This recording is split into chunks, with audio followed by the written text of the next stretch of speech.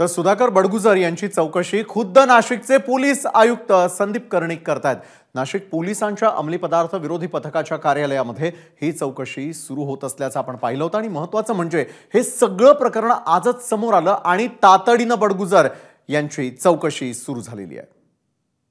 सुधाकर बडगुजरला कोणाचा वरदहस्त आहे? कारण कोणी मोठ्या व्यक्तीचा वरदहस्त असल्याशिवाय असं कृत्य सुधाकर बडगुजर करू शकत नाही आणि म्हणून याची सखोल चौकशी झाली पाहिजे आणि त्या चौकशीमध्ये जे काही निष्पन्न होईल त्याप्रमाणे कारवाई झाली पाहिजे। हा पालकमंत्र्यांवरती देशद्रोहाचा गुन्हा दाखल केला पाहिजे, कारण ते एमडी ड्रग्स प्रकरणात तेच आहेत, त्याच्यामुळे त्यांना ते आरोप करणं म्हणजे जिवारी लागलेले आहे।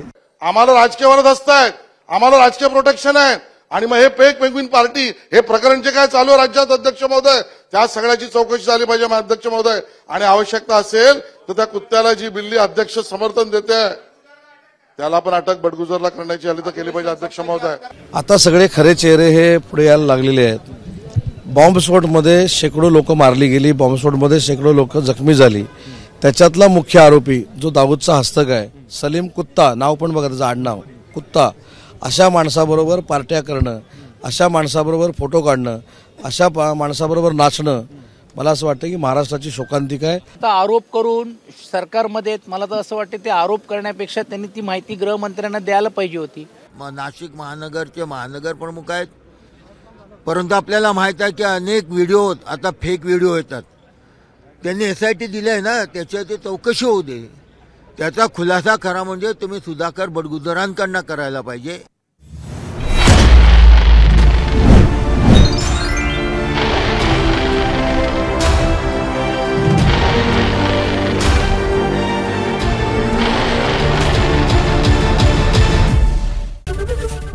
ABP माझा, उघडा डोळे बघा नीट।